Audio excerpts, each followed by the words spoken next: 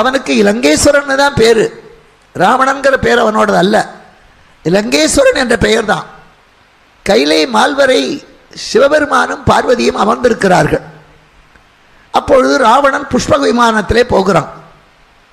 போகிற போது அந்த இமயத்தின் உச்சி சிகரமான கைலாசம் இவனுடைய போக்குக்கு இடைஞ்சலாக இருந்தது. என்ன பண்ணணும்? இவன் ஒதுங்கி போயிருக்கணும். ஆனால் அவன் ராவணேஸ்வரன், லங்கேஸ்வரன். அவனுக்கு தான் என்ற அகங்காரம் மட்டுமல்ல, அவன் எல்லா விதத்திலேயும் சிறந்தவன். 1000 மறைப்பொருள் உணர்ந்த அறிவு அமைந்தவன். புலஸ்தியருடைய முனிவருடைய வம்சத்திலே வந்தவன். தாய்தான் அரக்கி, தந்தை முனிவர். அத்தனை வேதங்களையும் கற்றவன் யார்னா ராவணன் தான். 1000 மறைப்பொருள் உணர்ந்து அறிவு அமைந்தான். அறிவது வேற, உணர்வது வேற. நெருப்பில் கை வைத்தா சுடும், இது அறிவது. ஆனால் அந்த சூடு எப்படி இருக்கும்னு கை வச்சு பார்த்தவனுக்கு தான் தெரியும், அது உணர்வது. இவன் வேதத்தை கற்றவன் மட்டுமல்ல, அந்த வேத சாரத்தை முற்றும் உணர்ந்தவன் அவன். அப்படிப்பட்டவன் வேத நாயகனான இறைவன் இருக்கின்ற கைலாயத்தின் பக்கம் வருகிறான். அந்த இடத்திலே செம்புக்கு களிம்பு இருப்பது போல, நெல்லுக்கு உமி இருப்பது போல அவனுக்கும் கொஞ்சம் தான் என்ற அகங்காரம் வந்தது. புஷ்பக விமானத்தை நான் ஒதுக்கி ஓட்ட மாட்டேன், இந்த மலையை ஒதுக்கி ஓட்டுகிறேன். இந்த நாட்டிலே வேதங்கள் கற்றுக் கொடுத்ததை முழுமையாக கற்றுக்கொண்டவன் ராவணன். உணர்ந்து கொண்டானா என்பது பின்னால். ராவணன் பிறந்து பல ஆண்டுகளுக்கு பிறகுதான் ராமாவதாரமே. ராமாவதாரம் பிளான்ட் அவதாரம், மற்றதெல்லாம் திடீர்னு வந்தது. நரசிம்மாவதாரம் திடீர்னு வந்தது. அவருக்கே அங்கே வரணும்னு தெரியாது. இதில் இருக்கானாடான்னு கேட்டான். சாணிலும் முளன் ஒரு தன்மை அணுவினைச்சதை கூறிட்ட கோணிலும் முளன் இன்னின்று நீ அறைந்த கற்றூணிலும் முளன் நான் பிரகலாத. ஐயோ இவன் சொல்லிட்டானே, டக்குன்னு அந்த இடத்துல வந்தார். அதை ஒன்றும் பிளான் பண்ணல, எந்த தூணில் வரணும் என்னென்னலாம் இல்லை. அதுக்காக தான் முன்ன காலத்துலலாம் வீட்டில் தூண் வச்சு தான் கூட இருக்கும். அந்த தூணில் தான் கயிறு கட்டி தயிர் கடைவாங்க. தூணில் காலை வச்சுட்டு நிற்காதேம்பாங்க. ஏன்னா நரசிம்மர் பார்க்குற தூணெல்லாம் நரசிம்மருடைய தூணர் இழைத்த காலம் அது. இப்போ நரசிம்மரையே தூணா நினச்சி அவர் மேலேயே கையை துடைக்கிற காலம் இது. அப்போ என்னாச்சு? அப்படிப்பட்ட எல்லாவற்றுக்கும் எல்லாருக்கும் தெரியக்கூடியதாக பிளான் பண்ணி வந்த அவதாரம் ராமாவதாரம். தேவர்களும் முனிவர்களும் கேட்கிறார்கள், தென்னிலங்கை வேந்தனான ராவணனை அழிக்க வேண்டும். அப்பொழுது திருமால் சொல்லுகிறார், நான் கோசலத்திலே மன்னுபுகள் கோசலைதன் மணி வயிற்றிலே ஸ்ரீராமனாக வந்து அவதரிப்பேன். என்னுடைய சங்கும் சக்கரமும் பரத சத்ருக்கணர்களாக வருவார்கள். நான் படுத்தால் பாயாக, நடந்தால் குடையாக, நின்றால் மரமாக, நடந்தால் மரவடியாக விளங்குகின்ற இந்த ஆதிசேஷன் லட்சுமணனா வருவான். தேவர்களே, நீங்களும் முனிவர்களும் குரங்குகளாகவும் கரடிகளாகவும் வந்து பிறவுங்கள். யார் யாருக்கு எந்த பாட்டுன்னு சொல்லி கொடுத்து இந்த இடத்துல வாங்க, நான் இந்த இடத்துல வர்றேன், அத்தனை திட்டமிட்டு செய்யப்பட்ட நாடகம் ராமாவதாரம். ஆனால் ராமன் பிறந்ததே ராவணனை அழிக்கத்தான். ஆனால் ராமன் பிறந்து கிட்டத்தட்ட 35 வருஷ வயசுகள் வரை ராவணனை அழிக்கவே இல்லை. கிட்டையே போல, ராவணன் கிட்டையே போல. அவனை பற்றி பேச்சு கூட இல்லை. ஏன்? அவன் அழிக்கும்படியான தவறு செய்யலை. அது வரைக்கும் அவன் வெற்றி பெற்றான். தேவர்களெல்லாம் ஜெயித்தான், முனிவர்களெல்லாம் ஜெயித்தான். அதுக்கு 2 காரணம். ஒன்று அவனோட வீரம், இன்னொன்று இவங்களோட பலவீனம். தேவர்களை அவன் ஜெயித்தான், எங்களையெல்லாம் அவன் ஜெயிச்சுட்டான். அவன் அழிச்சிடுங்கன்னா ராமன் தலையாட்டலை. ஏன்னா அமிர்தம் குடித்த உங்களாலேயே அவனை எதிர்க்க முடியலை. அவன் வீராதி வீரனாக இருக்கிறான்னா அவன் அழிக்க வேண்டிய அவசியம் இல்லை. நீங்களும் தானே போர் செய்தீர்கள், விட்டுட்டான். இப்போ அவனிடத்துல குற்றம் இருக்கலை. அது வரைக்கும் அவன் லங்கேஸ்வரன். அந்த லங்கேஸ்வரன் கைலை மால்வரைக்கு போகிறோம். அந்த வழியில் தடுக்கிறது இமயம். அதனால் நகர்த்து போகாமல் அதை தூக்கி வைப்பேங்கிறான். இப்போ பணக்கார கோழி முட்டை ராவணன், சிவபெருமான் ஏழை, இருக்க இடமில்லை, சுடுகாடு, கட்ட துணி இல்லை, புலித்தோலை யானை தோலையும் போட்டுக்கிட்டு பிச்சை எடுக்க ஒரு ஓடு கூட இல்லை, மண்டை ஓட்டு கப்பறையில் ஊமத்தம்ம மாலையை போட்டுக்கிட்டு அவர் பாட்டு நொண்டி அடிச்சுட்டு திரிகிறார். ஒத்த காலில் டான்ஸ் ஆடிக்கிட்ட அவருக்கு எதுவுமே இல்லை. இவன் பார்த்தான், சரி ஆள் பாதி ஆடை பாதி இல்லை. அது அழகாக சொல்வார். பார்க்கடலை கடைந்தார்களாம். கடைந்த உடனே முதல்ல விஷம் வந்தது. இந்த விஷத்தை எங்கே வச்சாலும் அது காத்துப்பட்டாலே செத்து போயிடுவாங்க. யாராவது தின்னுட்டான்னா அவன் மட்டும் சாவான்னு அந்த விஷத்தை கொண்டு போய் பரமசிவன்கிட்ட கொடுத்தாங்க. அதுக்கு அடுத்தது பார்க்கடல்லேருந்து மகாலட்சுமி வந்தான். அந்த மகாலட்சுமியை கொண்டு போய் திருமால்கிட்ட கொடுத்தான். ஏன்? பெருமாள் எப்போவுமே பட்டு வேஷ்டி பட்டு சட்டையோடு தான் இருப்பார். அது கல்யாண வீட்டுக்கு வந்தாலும் அப்படி தான், கருமாதி வீட்டுக்கு வந்தாலும் அப்படித்தான். நீங்கள் பெருமாள் கோயிலுக்கு போய் பாருங்கள், அலங்கார பிரியன் விஷ்ணு, அபிஷேக பிரியன் சிவன். சிவபெருமானுக்கு 6 கால அபிஷேகம். பல பெருமாளுக்கு அபிஷேகமே கிடையாது, வெறும் அலங்காரம் தான், அலங்காரமாக தான் இருக்கும். பட்டாடை கட்டி கொண்டிருக்கார். இந்த பார்க்கடல் பார்த்து தான், ஆஹா இவர் தான் நல்ல பட்டாடையோடு இருக்கார், நம்ம பொண்ணு மகாலட்சுமியை இவருக்கு கொடுக்கலான்னு அவர் ஆடையை பார்த்து லட்சுமியை அங்கே கொடுத்து தான். பரமசிவனை பார்த்துதா, அவர் பிச்சாண்டியாக உட்காந்துருக்கான், இவனுக்கு எதுக்கு பொண்ணு வேண்டாம் ஒன்று வேண்டாம், இவனுக்கு விஷம் கொடுத்து தின்னானா யாரும் கேள்வி கேட்பாட இல்லை, அவனுக்கு அப்பா இல்லை அம்மா இல்லை ஊரார் இல்லை உற்றார் இல்லை, அதனால் இந்த விஷத்தை அவனுக்கு கொடு. ஆடை பாதி ஆள் பாதி என்பது இந்த விஷத்தை ஆலகாலம் உண்டவனுக்கும் அந்த சௌந்தரிய நாயகியை மகாவிஷ்ணுவுக்கு கொடுத்ததுலேருந்தே நம்ம தெரிஞ்சுக்கலாம். சொல்லிக்கொண்டே போனால் அது பாட்டு 1 தொட்டா 9 வந்துகிட்டே இருக்கும். இப்போ இங்கே அதே மாதிரி அற்புதமாக இந்த ராவணன் நினைக்கிறான், இது என்ன ஏழை பிள்ளை, சிவபெருமான் எல்லாத்தையும் பொறுத்துக்குவார், அதனால் அவருக்கு சாவே கிடையாது, அவர் பிறக்கவும் இல்லை சாகவும் மாட்டார், அந்த கைலாசத்தை தூக்கி வைப்போன்னு எடுத்தான். அப்போ பார்வதி கேட்குறான், கொஞ்சம் ஆடுது, ஆடாத மலையும் ஆடுது. அப்போ பார்வதி கேட்டால் என்னங்க மலை ஆடுதேன்னா, பரமசிவரை பார்த்து சிரித்தான். அவள் சொன்னான், இருந்தது ஒன்று அதுவும் போச்சுன்னா. என்னன்னா, அவள் இமவானுக்கு மகளாக பிறந்தபோது சிவபெருமானை அடைய வேண்டும் என்று 5 வயசில் தவம் இருந்து 7 வருஷம் கழித்து 12வது வயசில் தான் பரமசிவன் காட்சி கொடுத்தான். பார்வதிக்கே 7 வருஷம்னா நம்ம பாரு வீதியாக நிற்கிறோம், நமக்கு எத்தனை வருஷம் ஆகும் ஆண்டவன் அடைய. அப்போது பரமசிவனே வர்றார்.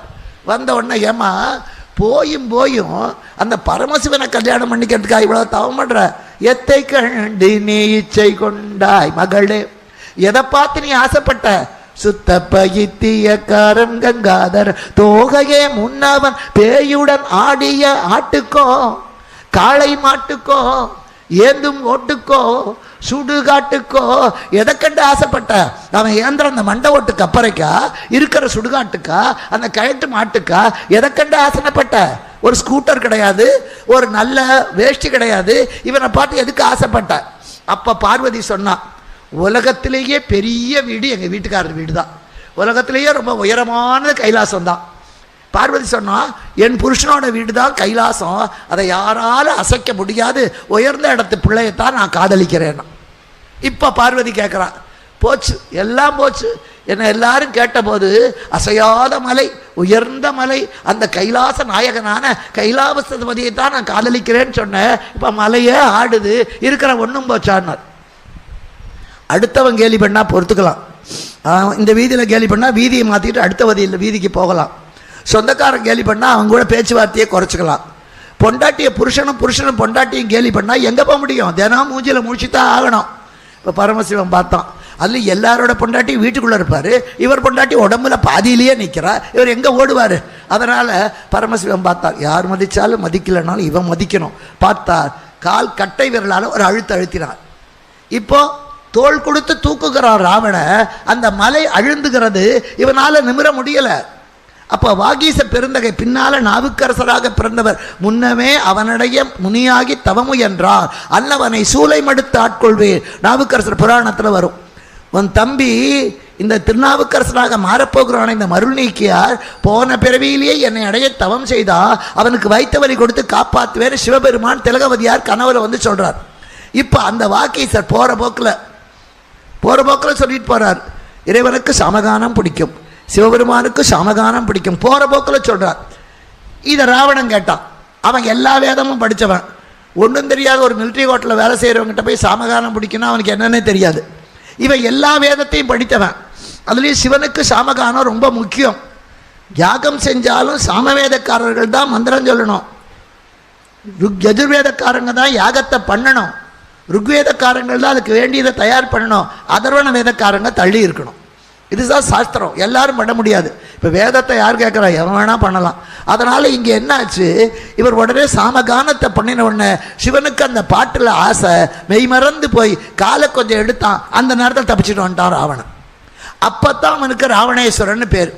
ராவணன் என்றால் ஓயாத அழுகை உடையவன், அவன் நிறுத்தாமல் அழுதான், அதனால் லங்கேஸ்வரன் ராவணேஸ்வரன் ஆனான். அது இந்திரஜித் செத்து போன போது இவன் அழுவான். அப்போ கம்பர் எழுதுவார், ராவணன் என்னும் பெயருக்கு சான்றானான், இவன் ஓயாத அழுகையுடையவன் ராவணன் என்ற பெயர். இப்போ இந்திரஜித் செத்து போய் ராவணன் அழுகிற போதுதான் அந்த பெயர் இவருக்கு உண்மைன்னு தெரிகிறது. அப்படிப்பட்ட ராவணேஸ்வரன் லங்கேஸ்வரன். அந்த ராவணன் நியாயமாக தான் இருந்தான். அதனால் ராமபெருமான் அவனை அழிக்கலை. அந்த நேரத்தில் அவனுடைய போராத நேரம் மூக்கறுபட்ட சூர்பனகை வர்றா. நான் நேற்றுக்கே சொன்னேன், பெண்களுடைய மார்பு தரையில் படுற மாதிரி விழுந்தால் அந்த குடும்பம் அழிஞ்சு போயிடும். கணவன் இறந்தால் மட்டும்தான் அவள் விழுந்து அழணும், அது வரைக்கும் விழுந்து அழக்கூடாது. இப்போ சூர்பனகை நெடுஞ்சான் கடையாக விழுந்த அந்த வினாடியே இலங்கையினுடைய அழிவுக்கு நிச்சயிக்கப்பட்டு விட்டது, தேதி குறிக்கப்பட்டது. எழுந்த உடனே கேட்குறான், மூக்கு அறுபட்டு கிடக்கிறது, மார்பகம் அறுபட்டு கிடக்கிறது, ரத்தம் கொட்டுகிறது, நிற்கிறா சூர்பனகை. அவன் எடுத்த உடனே கேட்குறான், யார் இது செய்தனர், யார் செஞ்சது? உடனே அவன் சொன்னா, மானுடர் தடிந்தனர் வாழினார். எதை சொன்னால் கோபம் வருமோ அதை சொல்கிறான். மனுஷன்தான் வெட்டினான். ஏன்னா ராவணன் மனிதனை ஒரு மதிப்பாகவே நினைக்கல. தேவராலே மூவராலே எல்லாராலே எனக்கு சாவு வரக்கூடாதுன்னு கேட்டானே தவிர, வெந்ததை தின்று வந்ததை அனுபவிக்கிற மனுஷனால எனக்கு சாவு வரக்கூடாதுன்னு கேட்கல. அதுதான் ஆண்டவன். என்னதான் கடவுளை ஏமாத்தணும்னு வரம் கேட்டாலும் நம்ம வளர்த்துலேயே நம்ம போவோம். இந்த எறும்பெல்லாம் கூடி சிவபெருமான்கிட்ட போச்சு. பாம்பு கடிச்சா எல்லாம் செத்து போய்ட்றான். அதனால் பாம்பை கண்டா எல்லாரும் பயப்படுறாங்க. அதுக்கு பால் ஊற்றுறான், முட்டை வைக்கிறான், கும்பிடுறான், கோயில் கட்டுறான். நாமளும் தான் கடிக்கிறோம். நமக்கு யாருமே பயப்பட மாட்டேங்கிறானே. உடனே சிவபெருமான்கிட்ட போச்சு, ஐயா ஒரு வரம் வேணும். இறைவன் சொன்னார், எனக்கு அவசரமாக நான் போகணும், சீக்கிரமாக ஒரே வார்த்தையில் கேளுங்கன்னார். கடிச்சா சாகணும்னுது. கடிச்சா சாகணும். அது என்ன நினச்சி கேட்டது? நான் யாரையாவது கடிச்சா அவன் செத்து போகணும், அப்போ தான் பயப்படுவான், கடிச்சா சாகணும். இறைவன் கொடுத்தான்ட்டார். என்னாச்சு? எறும்பு கடிக்குது, நம்ம பேசாமல் இருக்கோம். அது கடித்த உடனே எங்கேன்னு தேடி பார்த்து அந்த இத்தினோடு இரும்ப தேய்ன்னு தேய்ச்சி கொள்கிறோம். கடிச்சா சாகணும். அது கடிக்காத வரைக்கும் நம்ம எறும்பு கொல்ல மாட்டோம். அது நம்மளை கடிச்சா தான் அதை கொல்கிறோம். கடிச்சா சாகணும்னா அது கடிச்சா அது சாகிறது. அதனால் வரம் கேட்குற போதே ஆண்டவங்கிட்ட லிஸ்டெல்லாம் போடக்கூடாது. எனக்கு எது நல்லதோ அதை கொடு. ஒரே வார்த்தை, எனக்கு எது நல்லதோ அதை கொடு, அதுதான் கேட்கணும். எனக்கு பொண்டாட்டி வேணும், பிள்ளை வேணும், காசு வேணும் கேட்கக்கூடாது. ஒரு பையன் கேட்டான், எனக்கு பை நிறைய காசு இருக்கணும், எப்பவும் பெரிய வாகனத்தில் நான் போகணும், என்னை சுற்றி பெண்களாக கூட்டம் இருக்கணும், அப்படி ஒரு வரம் கொடுக்கணும். இறைவன் கொடுத்தான். பஸ் கண்டக்டர் வேலை. ஏன்னா அவன் பையில் நிறைய காசு இருக்குது, பெரிய பஸ்ஸில் போகிறான், அவனை சுற்றி லேடி ஸ்பெஷல் பெண்களாக இருக்குது. நாம் கேட்கக்கூடாது, நாம் கேட்டதுலேயே நம்ம மாட்டிப்போம். அதனால் இங்கேயும் என்ன வரம் கேட்க வேண்டும் என்று தெரிந்து கேட்க தெரிஞ்சவன் மானுடர் கொல்லக்கூடாதுன்னு கேட்கல. மனுஷனால் சாவு. அதனால தான் இறைவன் மனிதனாக பிறந்தான். ராமன் மனிதனாக வந்ததற்கு காரணமே அவனை மட்டும் விட்டு வச்சுட்டான், மனுஷனால் மரணம் வரக்கூடாதுன்னு. இப்போ அவன் இசையிலே ஞானி. அவனுடைய ஆட்சியில் இன்னும் பார்க்க போனால் ராவணனுடைய ஆட்சியில் லங்கை முழுக்க ஏசி பண்ணியிருந்தான். கேட்ட உடனே எனக்கு வரம் வேண்டும், மனிதனால் அழியாத வரம் வேண்டும் கேட்டுட்டான். இப்போ கேட்டவன் இறைவனிடத்திலே அந்த வரத்தை மட்டும் கேட்காம விட்ட காரணத்தினால அது மூலமாகவே இறைவன் சந்து எங்கே இருக்குன்னு மனிதனாக பிறக்கிறான். இப்போ ராவணன் ஆட்சி செய்கிறான். அவனுடைய நாடு முழுக்க ஏசி, சென்ட்ரலைஸ் ஏசிமா. நம்மலாம் வீட்டுக்குள்ளே தான். ராவணன் இலங்கை முழுக்க ஏசி பண்ணியிருந்தான். எங்கே பார்த்தாலும் தரையிலெல்லாம் பார்த்தா தங்கமும் வைரமும் இறஞ்சு கிடக்கும். தேவர்களெல்லாம் வேலைக்கு வருவார்களா? அப்படி வேலைக்கு வரும்போது ஒருத்தர் ஐயோ லேட் ஆகிடுத்து வேகமாக ஓடும்போது அவங்க தோளோட தோல் இடிக்கிற போது தோளில் போட்டிருக்கிற அந்த நாகத்து அந்த வங்கி அதில் இருக்கிற வைரமெல்லாம் கீழே விழுமா பொறுக்க மாட்டாங்க. நம்ம ஊரில் ஒரு சாக்லேட் பேப்பர் கீழே கிடந்தால் அதை இந்த பக்கம் அந்த பக்கம் பார்த்துட்டு காலால் மூடிட்டு எடுக்கிறோம். அது ஏதாவது தங்கமாக இருக்காதா ஒரு எண்ணம். அங்கே வைரம் தங்கம் கிடந்தாலே எடுக்க மாட்டான். அது மட்டும் இல்லை, இப்போல்லாம் பெரிய பெரிய 32 அடுக்கு 25 அடுக்கு என்று பெரிய பெரிய கட்டடம் கட்டுறானே. ராவணன் கால் தூசிக்கு பெற மாட்டான், அவ்வளோ பெரிய மாளிகை. அந்த மாளிகையில் மேலே இருக்காங்க. எவ்வளோ உயரமான மாளிகை. இந்த மாதிரி வாடகைக்கெல்லாம் விட மாட்டான். ஒரே ஆளே அத்தனை பெரிய வீட்டிலே இருப்பான். அப்போ அந்த வீடு எவ்வளோ பெருசாக இருந்தாலும் அந்த வீடு கூட்டுற விளக்க மாதிரி கீழே தான் மூலையில் இருக்கும், செருப்பு வாசலில் தான் இருக்கும். அதுக்கு அதான் இடம். இப்போ மேல் மாடியில் நிற்பாங்களாம், அங்கே பெருக்கணும்னா கீழே விளக்க மாதிரி எடுத்துகிட்டு போகணும். அவங்களுக்கு தரையை விட ஆகாசம் பக்கம். அதுக்காக என்ன பண்ணுவாங்களாம், கீழே விளக்கமாற எடுக்காமல் ஆகாசத்தில் மின்னல் வந்தால் படக் படக்குன்னு ஒடிச்சு அதையே விளக்கமாறாக கட்டுவாங்களாம், கூட்டிடுவாங்க. தண்ணி தெளிக்கணுமே, கீழே தண்ணி எடுத்துகிட்டு போகிறது கஷ்டம். மேலே ஒரு பொத்தல் போடுவாங்களாம், ஆகாச கங்கையிலேருந்து தண்ணி வருமா, அதை அங்கையில் ஏந்தி வானத்தையெல்லாம் தேய்த்துருவாங்களாம். அதான் மாகார மடங்கல் மின்துகள் விளக்கி மீகார மெங்கணும் மின்துகள் விளக்கி ஆகாய கங்கையினை அங்கையில் ஏந்தி பாகாய செஞ்சொல்லவர் வீசுபடுக்காரம். இதில் கடைசி வரி தான் எனக்கு ரொம்ப ஆச்சரியம். மின்னலை கூட உடைச்சிடலாம், ஆகாசங்கையை கூட எடுத்துடலாம், 50 மாடி கட்டடம் கூட கட்டிடலாம். வேலை செய்கிறவ நல்ல இன்முகத்தோட 30 நாள் வேலை செய்கிறவ கிடைச்சா அது மிகப்பெரிய பாக்கியம். இங்கே எப்படியோ தெரியாது, எங்கள் ஊரில் எல்லாம் நாங்கள் அவங்ககிட்ட தான் அவள் வந்தவுடனே அவளுக்கு காப்பியை கொடுத்தா தான் அவள் விளக்கு மாதிரியே கையில் எடுப்பான். இல்லைன்னா அம்மா நான் இன்றைக்கி லீவ், இது ஏடி சொல்ல வந்த இப்போ தான் தோணிச்சும்பா. கண்டுபிடிக்கவே முடியாது. எங்கள் தமிழகத்திலெல்லாம் யாருக்கு பயப்படுறோமோ இல்லையா, வேலைக்காரங்களுக்கு ரொம்ப பயப்படுறோம். தோசைக்கல்ல போடுறதுக்கு முன்னால் தோசை அவனுக்கு வச்சா தான் தோசைக்கல்ல போடணும், இல்லைன்னா தோசைக்கல் 8 நாளாலும் தேய்க்க மாட்டான். அதனால் எனக்கு ரொம்ப பிடிச்ச வழி அந்த பாகாய செஞ்சொலவர் வீசுபடு காரம், இனிமையாக கருப்புச்சாறு போல பேசுகின்ற அருமையான பெண்கள், அந்த வேலைக்கார பெண்கள் ஆகாய கங்கையை அங்கையில் ஏந்தி அந்த மீகார மெங்கடும் மின்துகள் விளக்கி, என்ன குப்பையா மின்னலுடைய துகள் வைரத்துகள் அதை விளக்குறான். அப்படிப்பட்ட பாக்கியத்தோடு வாழ்ந்தவன் ராவணன். இவன்கிட்ட வந்து இவன் கேட்குற கேள்வி ஒரே வார்த்தையில் விழுந்துட்டான்.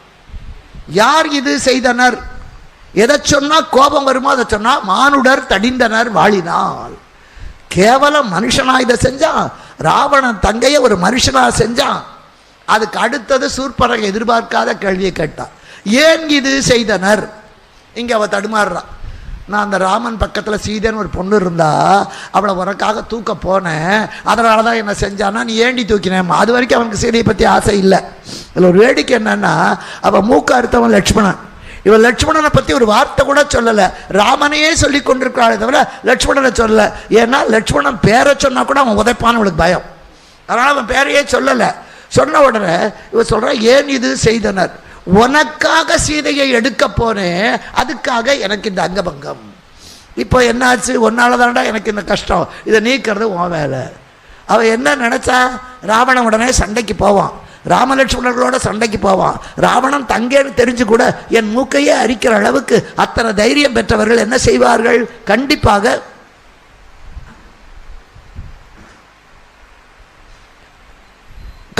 ராவணனை அழிப்பார்கள். அவளுக்கு ராவணன் சாகனம்னு தான் எண்ணமே தவிர சூர்பனகைக்கு ராவணன் வாழணுங்கிற எண்ணம் இல்லை. இது என்ன புது ராமாயணம் கேட்குறீங்களா? இல்லை. சூர்பனகையுடைய புருஷர் வித்வஜிஷ்வான் பேர்.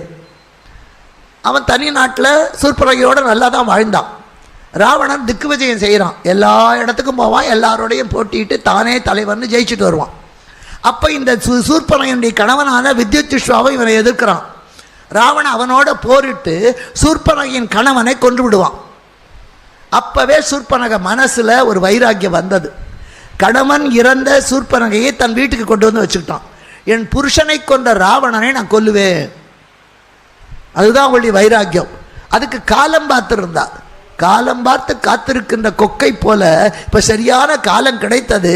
இப்போ ராவணன் போருக்கு போவான், நிச்சயமா ஜெயிக்க மாட்டான், லட்சுமணன் அழித்து விடுவான். ராமனும் சேர்ந்தா கேட்கவே வேண்டாம், புயல் காத்து பூகம்பம் மாதிரி ராவணன் அழிவான். அதுக்கு தான் அவன் திட்டம் போட்டான்.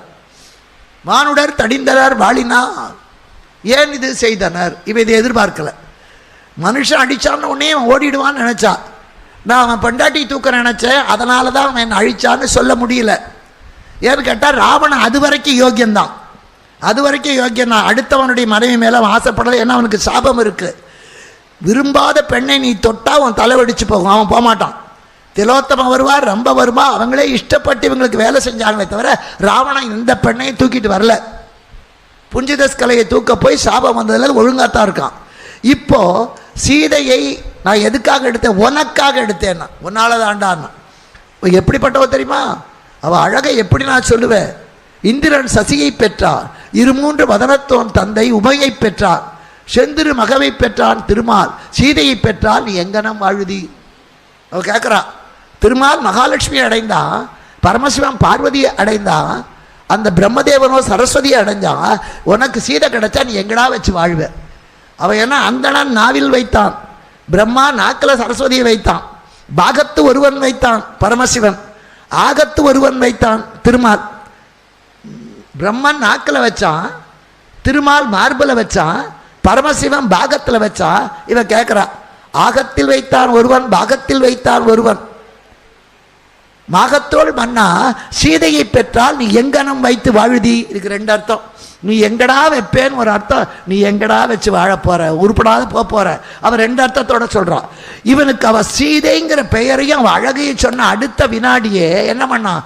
கரணையும் மறந்தான், தங்கை மூக்கினை கடிந்து நின்றான், பெற்ற வரணையும் மறந்தான், உற்ற பழியையும் மறந்தான், கேட்ட நங்கையை மறந்திலாதான். எல்லாத்தையும் மறந்துட்டான். விருப்பமில்லாத பெண்ணை நீ தொட்டா தலை வெடிச்சு போகுங்கிற வரணையும் மறந்தான், எதிராளியோட உரணையும் மறந்தான், கரதூஷணர் வதத்தில் இவன் தோற்று போறானே அந்த கரணையும் மறந்தான்.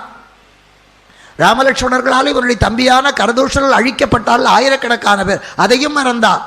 கரணையும் மறந்தான், பெற்ற வரணையும் மறந்தான், உரணையும் மறந்தான், உற்ற பழியையும் மறந்தான். அடுத்தவன் பட்டாட்டி தூக்கினா அது பழி என்ற மிகப்பெரிய பழியையும் மறந்தான். வேற எதை மட்டும் மறக்கல? கேட்ட நங்கையை மறந்திலாதான். சீதையை மட்டும் அவன் மறக்கல. அடுத்த வினாடியே அவனுக்கு பார்க்குற இடமெல்லாம் சீதையாவே இருக்க. அவன் யார்கிட்டே ஆலோசனை கேட்கல. தங்கைக்கு இப்படி அவமானம் வந்ததே, அவளை அவமானப்படுத்தியவனை அழிக்கலாமா? தம்பி விபீஷணன் கிட்ட கேட்கல, கும்பகர்ணன் கிட்ட கேட்கல, பெண்டாட்டி மண்டோதரி கிட்ட கேட்கல, பிள்ளை இந்திரஜித் கிட்ட கேட்கல. இது நியாயமான பகையா இருந்தா கேட்டிருப்பா. ஆனா இது பகை அல்ல, காமம். எனக்கு அடுத்தவன் பெண்டாட்டியை கேட்டதுலேருந்து அவன் மேலே ஆசை, அவளை தூக்கிட்டு வரட்டுமான்னு பொண்டாட்டி போய் கேட்பானா? இல்லை தம்பிக்கிட்ட கேட்க முடியாத விஷயம், யார்கிட்டையும் சொல்ல முடியாத விஷயம், விஷத்தை சாப்பிட்ட மாதிரி துப்பவும் முடியாமல் முழுங்கவும் முடியாமல் தேவையில்லாத ஒரு காமம் வந்து விட்டா அதை சொல்லவும் முடியாது, தடுக்கவும் முடியாது. அதுதான் ராவணனுடைய நிலை. அதனால யார்கிட்டையும் போய் கேட்கல, யார்கிட்டையும் ஆலோசனை கேட்கல. மாரீச்சனை கேட்டான், மானா அனுப்பினா, சீதையை தூக்கி வந்து வச்சாச்சு. இப்போ இவனுக்கு யார் செஞ்சது தப்புன்னு சொல்லுவா? எல்லாம் முடிஞ்சு போச்சு. யாரையும் கேட்கா. இதுதான் உண்மையான ரசிகத்தன்மை, இதுதான் உண்மையான ரசிகத்தன்மை. அவ்வளோ அக்கறையோடு வந்து சேர்த்தேடி இடம் போகாமல் உட்கார்ந்து கேட்குறாங்களே, ரொம்ப நன்றிமா. எனக்கு கிடைச்ச மிகப்பெரிய வெற்றி. 53 ஆண்டுகளாக நான் பேசுகிறேன். பேசாத நாளெல்லாம் நான் பிறவாத நாள். அதனால் இன்னைக்கு அற்புதமாக வந்து கேட்டது ஆனானப்பட்ட அந்த பிராட்டியே வந்த மாதிரி. அதுதான் அற்புதம். சில சமயத்தில் எதிர்பாராததெல்லாம் நடக்கும். இப்போ அதே மாதிரி இங்கேயும் கேட்ட நங்கையை மறக்காமல் இவங்க யார் ஆலோசனையும் கேட்காம சீதையை கொண்டு வந்து அசோகவனத்தில் வச்சாச்சு. அதுக்கப்புறம் தான் எல்லாருக்குமே தெரியும். ஏன்னா அந்த புறத்துக்கே போல, மண்டோதரியவே பார்க்கல, அரசியல் சபையும் கூட்டலை. அவன் பெரிய அரசன், அவன்கிட்ட நினச்ச நேரத்தில் போய் பேச முடியாது. நம்ம சாதாரண ஒரு முனிசிபாலிட்டி கவுன்சிலர்கிட்ட அவன் பிள்ளையே போய் பேச முடியல எங்கள் ஊரில். அதுக்கு அப்பாயின்மெண்ட் ஆர்டர் வாங்கி அதுக்கு 4 நாள் காவல் இருந்து போய் பேசணும். அவன் லங்கேஸ்வரன், மிகப்பெரிய மன்னன், தேவர்களுக்கெல்லாம் அரசனாக இருக்கான். அவன்கிட்ட போய் யார் பேசுவார்கள்?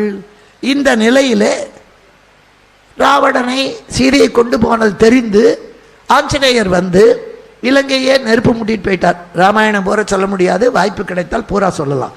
இப்போ இலங்கையே அழிச்சாச்சு. இப்போ ராவணனுக்கு முதல் தோல்வி.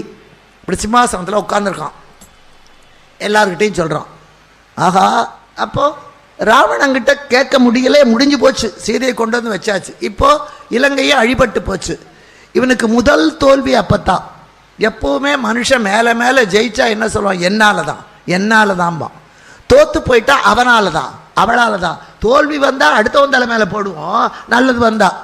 சாதம் குழஞ்சி போச்சுன்னு வச்சுக்கோங்க, சாதம் நல்ல வெஜிடபிள் பிரியாணி பண்ணினான்னு வச்சுக்கோங்க. அப்போ கேட்டால் நான் தாங்க செஞ்சேன், சூப்பராக செஞ்சேன்பா. சாதம் குழஞ்சி போச்சு, அப்போ ஒத்துக்கணும்ல, நான் தாங்க கொஞ்சம் குழைய விட்டேன், அதை ஒத்துக்க மாட்டான். அரிசியே சரியில்லைங்க, உங்களுக்கு வாங்கவே தெரியல, கடையில் போய் புது அரிசி உங்கள் தலையில் கட்டிவிட்டான், அப்போ அடுத்தவன் தலை மேலே. பிரியாணி செஞ்சால் நான், குழஞ்சி போன சாதமானால் அது ஒன்றால். அதான் உலகம். பழியெல்லாம் அடுத்தவன் தலையில், சிறப்பெல்லாம் என் தலையில். அங்கே 2 பேர் சிரிக்கிறாங்க பாருங்கள், அதான் சொல்கிறாங்கன்னு நினைக்கிறேன். நிஜமாகவே இந்த குக்கரும் கேஸும் வந்த பிறகு எல்லாருமே கெட்டுப்போச்சு. அவன் 10 மணிக்கு வருவார் சாப்பிட்றதுக்கு. இவன் சமையலெல்லாம் வச்சுருக்க மாட்டான். தோசை மாவு எப்போ ரெடியாக இருக்கும், இல்லைன்னா பக்கத்துலேயே கடை இருக்குது, வாங்கி வச்சுக்குவான். அந்த தோசையை ஊற்றிட்டு எங்கே தோசை தான் இருக்குது சாப்பிடுங்க வாங்க வந்து உட்காருவார். 2 தோசை போட்டுருவா. அவர் கையை காலை அலம்பிட்டு வந்து அந்த 2 தோசையை விண்டு சாப்பிடுவார். பசி. இவன் கேஸ் அடுப்பில் இப்படி இந்த கை வச்சுக்குவா அந்த வால்வெளியை. ஏங்க இன்னொரு தோசை வேணுமா? போதுமா? நீங்கள் வாயில் நிறைய தோசை வேணும்னு சொல்கிறதுக்குள்ளே படக்கிற அணைச்சிருவான். அடுப்பை அணைச்சிட்டேங்க, பரவாயில்ல 2 தோசை சாப்பிடுங்க போதும். கொடுமை இல்லை? பொங்கலாக பொங்க பானை வச்சு பாலை பொங்க வச்சு அது கிழக்க பொங்கித்தான் மேற்க பொங்கித்தான்னு பார்த்து பொங்கலோ பொங்கல்னு சொல்லி பொங்கல் வச்ச காலமெல்லாம் போச்சு. குக்கருக்குள்ளே அரிசியும் போட்டு வெள்ளத்தையும் போட்டு ஏலக்காயும் போட்டு முந்திரி பருப்பையும் போட்டு முடிஞ்சால் மாமியாரையும் உள்ளே போட்டு மூடிவிட்டு டிவி கிட்ட வந்து உட்காந்துட்டு பட்டிமன்றம் பார்க்கணும். அது விசில் அடிக்கும். விசில் அடித்தா ரவுடின்னு அர்த்தம். இப்போ எல்லார் வீட்லேயும் நல்லவன் இருக்கானோ இல்லையா, ரவுடி கண்டிப்பாக இருக்கான். விசில் சத்தம் காத்தாலேயும் சாயந்தரமாக அது 3 விசில் வரட்டங்க, 4 விசில் வரட்டங்க. நீங்கள் உட்காந்துக்கிட்டு அது தீஞ்சி தீக்கட்டையாக போயிடும். கேட்டால் சரியில்லைங்க, இந்த குக்கரே சரியில்லைங்க, மாற்றணும். குக்கர் வாங்கி 3 நாள் தான் ஆயிருக்கும். அவன் சொல்லுவான் உடனே, குக்கரை மாற்றி என்ன பிரயோஜனம், பொண்டாட்டியவே மாற்றணும். இதை வெளியே சொல்ல முடியாது, மனசுக்குள்ளே சொல்லிப்பார்.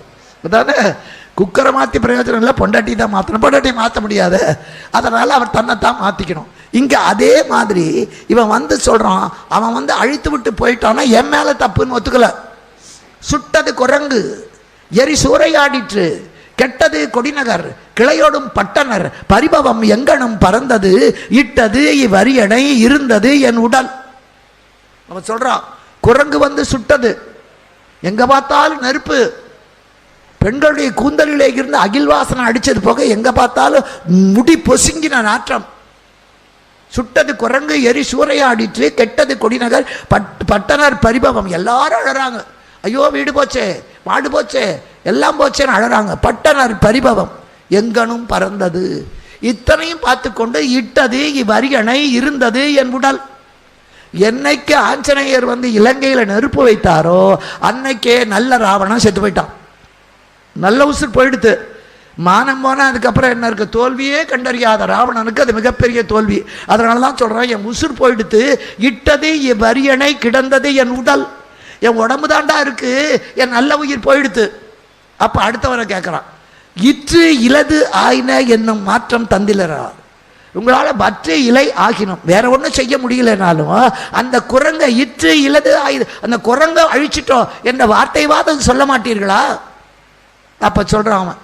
அப்பத்தான் அந்த சபையில் இவன் புலம்புறான், அந்த குரங்கு அழிக்கலை, இலங்கை அழிஞ்சு போச்சு, என் நல்ல உயிர் போய்விட்டது. இத்தனைக்கும் காரணம் எது, ஏன் அழித்தது? நீ சீதையை கொண்டு வந்தது. சீதையை கொண்டு வந்து ஏன் தப்பு? அவள் அடுத்தவனுடைய பெண்டாட்டி. அதை ஏன் கொண்டு வந்த? அவள் இஷ்டமில்லாமல் கொண்டு வந்த, இது தப்பு. இத்தனைக்கு காரணம் நீதாண்டான்னு தன்னை நினைத்து கொள்ளாமல் எல்லாரையும் சொல்கிறான். யாரும் தடுக்கலையே, குரங்கு வந்து சுட்டதே இத்தனையும். அப்போ அந்த ஆலோசனை சபையில் குரங்கு போய் சொன்ன உடனே ராமன் வந்தாச்சு. மறுகரையில் ராமன் நிற்கிறான், இங்கே ராவணன் இருக்கான். இந்த நேரத்தில் என்ன பண்ணுறது? சீதையை தூக்கிட்டு வந்தது தப்பு. தூக்கி கொண்டு வந்த பிறகாவது விழித்து கொண்டு அவளை மறுபடியும் கொண்டு போய் விட்டுருக்கணும், அதுவும் செய்யாதது தப்பு. குரங்கு வந்து நெருப்பு வச்ச பிறகாவது பயந்துக்கிட்டு சீதையை அனுப்பியிருக்கணும், அது செய்யாது, அதை விட பெரிய தப்பு. இப்போ அவளை கட்டின புருஷனே வந்து கேட்குறான், அப்போ கூட கொடுக்க மாட்டேன்னு வீம்போட அவனை எதிர்த்து போரிடுகிறேன்னு சொல்றியே, இது தப்புக்கெல்லாம் பெரிய தப்பு. இப்போ இருக்கிறான். அந்த நேரத்தில் தான் படை வந்து விட்டது. என்ன செய்யலாம்? ஆலோசனை. நல்லது நடக்கிற வரைக்கும் என்னால், கஷ்டம் வந்தால் ஒன்றால். இப்போ சொன்னேனே சாதம் குழஞ்ச கதை தான், அடுத்தவன் தலை மேலே போடுவான். இப்போ ராவணன் சொல்கிறான், உங்களால் அழிக்க முடியல, சண்டை போட முடியல, ஜெயிக்க முடியல, குரங்க விட்டுட்டீங்க. அவன் வந்து நிற்கிறான், மனுஷன் வந்து நிற்கிறான். இவனுக்கு அதுதான் கேவலம், மனுஷன் வந்து நிற்கிறான். அப்போ உன்னுடைய வீராதி வீரம், உன்னுடைய அத்தனையும் இல்லையே. இவன் பாடினது தவறான இசை, இவனுடைய ஸ்ருதியிலே பேதம் இருந்தது, தாளம் தப்பி போச்சு. இவன் செஞ்சது அத்தனையும் தப்பான தாளங்கள், தப்பான இசை. இவன் பாடினது அத்தனையுமே சீதைக்கு அவன் கணவன் வந்திருக்கிறான், அவனை அழிக்க வேண்டும் என்றது தப்பான ராகம். ஆஞ்சநேயர் வந்து அழித்து விட்டு போய்விட்டான், அவனை கொல்லாம விட்டீங்களே, அது மிகப்பெரிய பாவம். இது ஸ்ருதி தப்பினது, தாளமும் தப்பிடுத்து, ஸ்ருதியும் தப்பியாச்சு, ராகமும் தப்பியாச்சு. இவன் பாட்டு பாடுறான், என்ன பாட்டு பாடுவான்? தப்பாத்தான் பாடுவான். இது இத்தனையும் சரியில்லாத போது பாட்டும் தப்பா போனா யாரும் கேட்க மாட்டான். ஸ்ருதி தப்பானாலும் பாட்டு சரியா இருந்தா அதில் சமாளிச்சுக்கலாம். இவன் பாட்டும் தப்பு. அந்த நேரத்தில் இவனுடைய ஸ்ருதி பூராவும் தப்பாக இருக்கிறது. தவறான பாடல் இசைக்க வேண்டிய இடம், அங்க ஒரே ஒருவன் சரியான பாடலை இசைக்கிறான். ஸ்ருதி தப்பி போயிருக்கிறது, தவறான இசை. ஆனால் அந்த தவறான இசையை எடுத்துக்கொண்டு சரியான பாடலை ஒன்று இசைக்கிறான், அவன் தான் கும்பகர்ணன். யாரும் பேச முடியல. இவன் சொல்றான், என் மானம் போச்சு, என் மரியாதை போச்சு ராவணன். அப்ப கும்பகர்ணன் சொன்னான், எங்கடா மானம் போச்சு? உன்னுடைய வீட்டிலே அழகான பெண்கள், மண்டோதரி கற்புக்கரசி 7 பேர்ல மண்டோதரி ஒருத்தி. மாணிக்க வாசகர் எந்த மனிதனையும் பாட்டில் வச்சு பாட மாட்டார், பாடவே மாட்டார். சம்பந்த பெருமான் தான் பாடுகிற பதிகத்தில் 9வது பதிகத்தில் ராவணனை வச்சு தான் பாடுவார். திருநீற்று பதிகம் பாடுகிற போது கூட மந்திரமாவது நீரு வானவர் மேலது நேருன்னு சொல்லும்போது ராவணன் மேலது நீரும்பார். அவருடைய சிவபக்தியின் ஞானசம்பந்தர் பாடுவார்.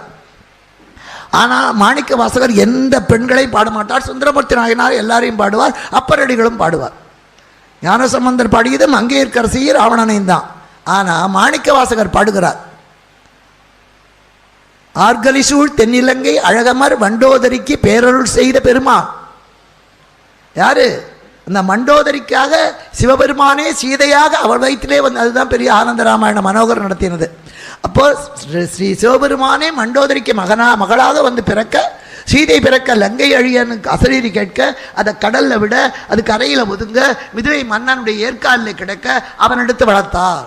அதனால தான் சீதையை சிறை வைத்ததனால ராவணன் அழிந்தான். சீதை பிறக்க லங்கை, அது ஒரு ராமாயணம். 18 ராமாயணம் இருக்குது விதவிதமாக. பொட்டுன்னு எல்லாம் ஒரே பொட்டு தான். நீங்கள பொட்டு, வட்டை பொட்டு, நெட்டு பொட்டு, குட்டு பொட்டு, பாம்பு பொட்டு, பள்ளி பொட்டு, இத்தனை வச்சுக்கிறோம் இல்லையா? அது மாதிரி ராமாயணம் ஒன்று தான். அது அவங்க விருப்பப்படி பாடி இருக்கிறார்கள். மொத்தம் 17 ராமாயணம் இருக்குது. உங்கள் எழுத்தச்சன் ராமாயணம் ஒரு விதம், துளசிதாசர் ராமாயணம் ஒரு விதம், வால்மீகி ராமாயணம் வேறு, கம்பன் ராமாயணம் வேறு, இன்னும் ஜாவா சுமத்ராவிலாம் ராமாயணம் அதெல்லாம் வேறு வேறையாக வரும். 17 ராமாயணம் இருக்குது. அதில் ஒன்று இந்த ராமாயணம். ஆனால் அந்த ராமாயணம் ஆத்தியாத்மிக ராமாயணம் இத்தனையும். அதில் சீதை ராவணனுக்கு அதை மாணிக்க வாசகர் பாடுவார். ஆர்கலிசூழ் தென்னிலங்கை அழகமர் வண்டோதரிக்கு பேரருள் செய்த பெருமா. மண்டோதரியை வைத்து பாடிய அப்பேற்பட்ட கற்புக்கரசை. அப்படிப்பட்ட மனைவி கிடைச்சும் கூட இவன் புத்தி கட்டு போச்சு. அப்படிப்பட்ட மனைவி கிடைத்து இவன் புத்தி கட்டு போச்சு, சொல்ல முடியல. இப்போ கும்பகர்ணன் சொல்கிறான், அவள் கற்புக்கரசி கணவன்கிட்ட வந்து நீ செஞ்ச தப்புன்னு சொல்ல முடியலை. அந்த புறத்தை விட்டு வெளியே வர முடியாது. இவன் அந்த புறத்துக்கு போனால் தானே சொல்ல முடியும். இவன் எப்போ பார்த்தாலும் அசோகவனமே கதின்னு அவன் காலில் விழுந்திருக்கான். சீதை காலில் விழுந்து என்னை ஏற்றுக்கோ ஏன்னா தொட முடியாது. விருப்பமில்லாதவளை தொட்டால் இவன் தலை வெடிச்சு போகும். அதனால் அவன் காலில் விழுறான். சீதையினுடைய காலில் விழுந்து என்னை ஏற்றுக்கோ. இப்போ கும்பகர்ணன் சொல்கிறான், ஏன்பா என்னமோ குரங்கு வந்து சுட்டுடுத்து மானம் போச்சுன்னு பேசுறியே, அவனை அழிக்கலன்னு பேசுறியே, உன்னுடைய அந்த புறத்திலே அழகான பெண்கள் மண்டோதரியும் தானிய மாலினியா, அதை தவிர எத்தனையோ பெண்களை நீ மணந்து கொண்டிருக்கிறாய். அத்தனை பேர் உன்னோட நல்ல சிரிப்பை தர காத்திருக்கிறார்கள், சந்தோஷத்தை தர காத்திருக்கிறார்கள். உன் அந்த புறத்திலே வாழ்கிற மகளிரெல்லாம் ஒன்னகை தர நீ வேறொருவன் மனைவியின் காலை தொழ இது புகழா? அவ வெறுத்து ஒதுக்குறாளே, இது புகழா? என்னமா மானம் போச்சுங்கிறிய? மானம் இருக்கிறவனுக்கு தாயா போகும், உனக்கு இருக்கான்னு கும்பகர்ணன் மொத்தம்தான் கேட்டான். உன்னுடைய மனைவியெல்லாம் உனக்கு சந்தோஷத்தை கொடுக்க காத்திருக்கும் போது நீ அடுத்தவன் மனைவி காலில் விழுது என்னை ஏத்துக்கோன்னு கெஞ்ச அவ எட்டி தள்ளி உதைக்கிறாளே, அது விடவாடா உனக்கு போச்சு? மானம் போச்சுன்னு சொல்றிய, குரங்கு வந்து கொளுத்தி விட்டது, என்னுடைய மானமே போச்சுன்னு சொல்றிய. மானம் எங்க இருக்கு? சிட்டர் செயல் செய்திலை, குல சிறுமை செய்தாய், மட்டவிழ் மலர் குழலினாலே விட்டுடு சொல்ல வந்தான். நீ செஞ்சது அத்தனையும் தப்பு. நீ நல்லவன் பாராட்டுகிற காரியத்தை செய்யல, குலத்துக்கே சிறுமை தரக்கூடிய காரியத்தை, அடுத்தவன் மனைவியை இதுவரைக்கும் யாரும் தூக்கல, நீ தான் வழி காட்டின. உனக்கு பின்னால் வந்த துரியோதனன் தம்பியை விட்டு புடவையை பற்றி இழுக்க சொன்னான் திரௌபதியை, அவன் கூட தூக்கி கொண்டு போய் அந்த புறத்தில் வைக்கல. நீ செஞ்ச இந்த பாதகமான காரியத்தை வேற எவனுமே செஞ்சதில்லை. அதனால நீ குலச்சிறுமை செய்தாய், குலத்துக்கே ஒன்னால சிறுமை வந்து விட்டது. சிட்டர் செயல் செய்திலை, குல சிறுமை செய்தாய், விட்டுடு, சீதையை விட்டுடு சொல்ல வாயெடுத்தான். மட்டவிழ் மலர் குழலினாலை. அப்போ பார்க்குறான் ராவண முகம் இத்துணுண்டா போச்சு. ஐயோ தம்பியே இப்படி சொல்கிறானே, நம்ம தப்பு பண்ணிட்டுமே, அவன் அறியாமல் அவன் முகம் ஆடுகிறது. அப்போ கும்பகர்ணன் பார்க்குறான், அவன் சரியான பாடலை பாடுறான், இவன் தவறான பாட்டை பாடுறான். இசையை இசைக்கிறான், இவன் சரியான பாட்டை பாடுறான். நீ இசைக்கிற இசை தப்பு, நீ பாடுகிற ராகம் தப்பு, உன்னுடைய பாடலே தப்பாக இருக்கிற பொழுது நீ எந்த இசை இசைத்தாலும் எப்படி சரியா இருக்கோ? உன்னுடைய பாடல் மாற்றான் மனைவியை கொண்டு வந்தாயே, அந்த பல்லவியே தப்புடா. அதுக்கு மேல அவளை கொண்டு போய் சிறை வைத்தாய், அந்த அனுபல்லவி அதை விட தப்பு.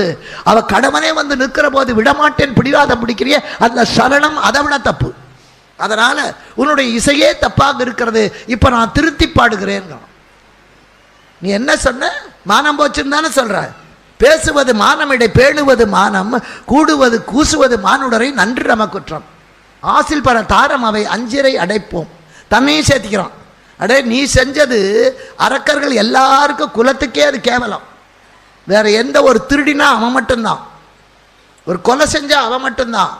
ஆனால் அடுத்தவன் பெண்டாட்டியையோ விருப்பமில்லாத பெண்ணையோ தூக்கி கொண்டு வந்தா அவன் குடும்பத்துக்கே அது கேவலம். அந்த குடும்பத்தில் போய் பெண்ணு கொடுக்குற அவன் ஊரா மண்டாட்டியே தூக்கிட்டு வந்த ஜாதிடா, கொடுக்காதேமோ. குலத்துக்கே கேடு விளைப்பது இது ஒன்று தான் மிகப்பெரிய குற்றம். மற்ற எல்லா குற்றங்களுக்கும் அவனுக்கும் இருக்கும் தண்டனை. ஆனால் அடுத்தவன் மனைவியை விருப்பமில்லாத பெண்ணை கொண்டு வந்து நீ அடைய நினைக்கிறாயே, இது உனக்கு மட்டும் இல்லடா, பக்கத்தில் விருப்பமோ விருப்பம் இல்லையோ இருந்த காரணத்துக்காக எங்க எல்லாருக்கும் அது பழி. அதனால நீ என்ன செஞ்ச? சிட்டர் செயல் செய்திலை, குல சிறுமை செய்தாய், குலத்துக்கே சிறுமை செய்தாய். ஆசில் பர தாரம் அவை அஞ்சிரை அடைப்போம், மாசில் புகழ் காதல் உருவோம். நெருப்பில் கை வைப்பேன், ஆனால் நெருப்பு என்ன சுடக்கூடாது. இது நடக்கிற காரியமா? விஷத்தை நான் குடிப்பேன், ஆனால் நான் சாகக்கூடாது. நீ குற்றமற்ற தப்பான மனைவியை தூக்கிட்டு வந்தா கூட பரவாயில்ல, கற்புக்கரசியான குற்றமற்ற ஜானகியை தூக்கி கொண்டு வந்த ஆசில் பர தாரம் அவை அஞ்சிரை அடைப்போம். அவளை கொண்டு வந்து சிறையில் வைத்துட்டு மாசில் புகழ் காதல் உருவோம். உன்னை எல்லாரும் புகழணும்னு ஆசைப்படுற இடத்து நடக்கிற காரியமாடா? நெருப்பில் கை வைப்பேன், ஆனால் அது சுடக்கூடாது. நெருப்பான சீதையை கொண்டு வந்து விட்டு உனக்கு சுடாம எல்லாரும் கவரி வீசணும்னு நினைக்கிறீங்க, நியாயமா? ஆசில் பர தாரம் அவை அஞ்சிரை அடைப்போம், மாசில் புகழ் காதல் உருவோம். என்ன சொன்ன? மானம் போச்சு மானம் போச்சுங்கிற. பேசுவது மானமிடை, பேணுவது காமம். பேசுறதெல்லாம் மானத்தை பத்தி, செய்யறதெல்லாம் காமத்தை பத்தி. கூசுவது மானுடரை, கேவலம் மனுஷனை கண்டு பயப்படுறியடா.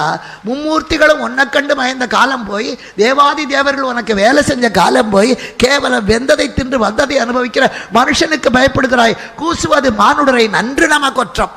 ரொம்ப நல்லா இருக்கடா நம்ம ஆட்சி. இதுதானா உன்னுடைய வீரம்? நீ நல்லவன் செய்கிற காரியத்தை செய்யலை, சிட்டர் செயல் செய்தில்லை. இத்தனை கும்பகாரன். அவன் இசைத்தது தவறான இசை, இவன் பாடுகிற பாட்டில் தவறான ஒரு சொல் கூட வரல, சரியான பாட்டை பாடுறான். சிட்டர் செயல் செய்திலை, நல்லவர்கள் செய்யக்கூடிய காரியத்தை நீ செய்யல, குலச்சிறுவை செய்தாய், குலத்துக்கே கேடு விளைக்கிற காரியத்தை செய்தாய். இப்பவும் ஒன்று கெட்டு போல, மட்ட வீழ் மலர் குழலினாலே விட்டுடு, சீதையை விட்டுடு. நான் ராவண மூஞ்சியை பார்க்கறாது, வாடி போச்சு. கும்பகாரனை யோசிக்கிறான், இப்போ கொண்டு போய் விட்டு பிரயோஜனம் இல்லை. ஏன்னா ராமன் வந்து தலைவாசலில் நிற்கிறான். அவன் புருஷன் வந்து கேட்டதுனால பயந்துக்கிட்டு விட்டான்டா. இவன் ஒன்று திருந்தி போய் விடலைன்னு உலகம் பேசும்.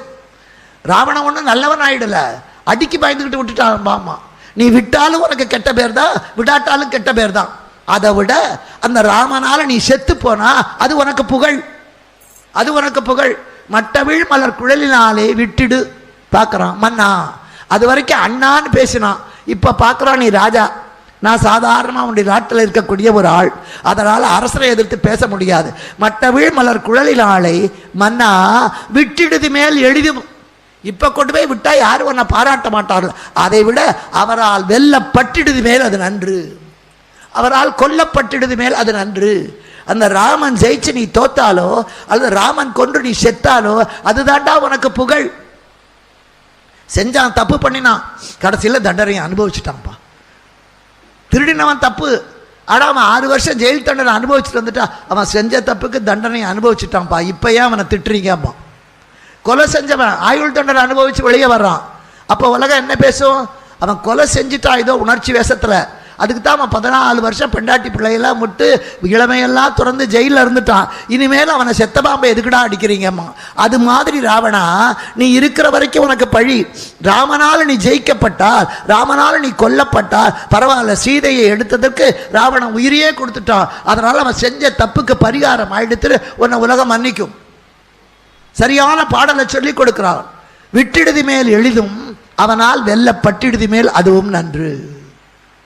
நானே போகிறேன் சண்டைக்கு, நானே போகிறேன் முதல்ல யுத்தத்துக்கு. ஏன்னா உங்கூட இத்தனை நாள் இருந்ததே கேவலம், இனிமேலும் இருப்பது அதை விட கேவலம். ஒரு சோத்த தின்ன காரணத்துக்காக 6 மாதம் தூங்கி 6 மாதம் எழுந்தேன். வாய் தவறி நித்தியத்துவம் கேட்க நித்திரத்துவம் கட்டுட்டேன். அதனால் உன் உப்ப தின்ன பாவத்துக்காக நான் உனக்காக உயிரை விடுறேன். ஆனால் நீ செஞ்ச காரியத்துக்கு நான் துணை இருக்க மாட்டேன். அவனை ஜெயிச்சுட்டு வருவேன்னு சொல்ல மாட்டேன். அவனை ஜெயிக்க முடியாது, ஜெயிக்க கூடாது. ராமன் தான் ஜெயிக்கணும், நீ தோற்கணும். வென்றிவன் வருவன் என்று உரைக்கிலன். நான் திரும்பி வருவேன்னு சொல்லலை, ஜெயிச்சுட்டு வருவேன்னு சொல்லலை, பொன்றுவேன். நானும் போர்க்களத்தில் செத்து போவேன், அதுதான் எனக்கு விமோச்சனம். திரும்பி உன் தம்பியா இருக்கிறத விட ராமன் கையால் இறப்பது மேல். வென்றிவன் வருவன் என்று உரைக்கிலன். பொன்றுவன் அண்ணா, நான் செத்த பிறகாவது சீதையை விட்டுடுப்பா. பொன்றினால் புலங்கொள் தோழியை நன்று என விடுதி நாயக நன்றரும். என்னை வென்று உளர் எனில் உன்னை வென்று உயர்வர். அண்ணா, கும்பகர்ணனை ஒருத்தன் ஜெயிச்சிட்டான்னா உன்னை ஜெயிக்கிறது கஷ்டமே இல்லை. 10 ராவணன் சேர்ந்தா ஒரு கும்பகர்ணன். அதனால என்ன ஒருத்தன் ஜெயிச்சிட்டான்னா உன்னை நிச்சயமா கொன்னுடுவான். அதனால நான் ஜெயிச்சுட்டு இங்கே வரமாட்டேன், நான் சாகரத்துக்கு தான் போறேன், வாக்கரிசி போட்டுக்கிட்டு தான் போறேன். வென்றிவன் வருவன் என்று உரைக்கிளை பொன்றுவேன், நான் செத்து போவேன். நான் அப்படி செத்து போன பிறகாவது புலங்கொள் தோழியை நன்று என புருஷங்கிட்ட விட்டுடு. நல்லது நாயக. முதல் நாள் போரிலே ராவணன் தோற்றுவிட்டு வந்து நிற்கிறான். அப்போ 2வது நாள் போருக்கு அவன் மாமன் சொன்னதுக்காக, நீ போனது தப்புடா, செஸ் ஆட்டத்தில் முதல்ல ராஜா காயை நகர்த்தப்படாது, நீ போனது தப்பு, முதல்ல நீ கும்பகர்ணனை அனுப்பு. அதனால நான் பொன்றினால் இறந்தால் சீதையை விட்டுவிடு. போர்க்களத்துக்கு அனுப்புகிறான். 2வது நாள் போகிறான். மகனே, நீ செஞ்சது தப்பு, அதனால சீதையை விட்டு விடு. ராவண வாயே திறக்கலை. அண்ணா, இற்றை நாள் வரை நான் செய்த குற்றமும் இருந்தால் பொறுத்துக்கொள். நான் இவ்வளோ நாளாக ஏதாவது தப்பு பண்ணியிருந்தால் மறுத்துக்கொள். அற்றதால் முகத்தில் விழித்தல் ஆரியன். இனிமே ஓ முகத்தை நானும் என் முகத்தை நீயும் பார்க்க போகிறது இல்லை. அற்றதால் முகத்தில் விழித்தல் ஆரிய பெற்ற நன் விடையும். உங்ககிட்ட தீராத விடை வாங்கி கொண்டேன், நான் போயிட்டு வரேன்னு சொல்ல மாட்டேன். வென்று இவன் வருவன் உரைக்க மாட்டேன். அதனால தான் வெளியே போகிற போது போகிறேன்னு சொல்லக்கூடாது. சரி, நான் ஆஃபீஸ்க்கு போயிட்டு வரேன்னு சொல்லணும். நான் ஆஃபீஸ்க்கு போகிறேன், ஆஃபீஸ்க்கு புறப்பட்டுவா சொல்லக்கூடாது, போயிட்டு வரேன்னு சொல்லணும்.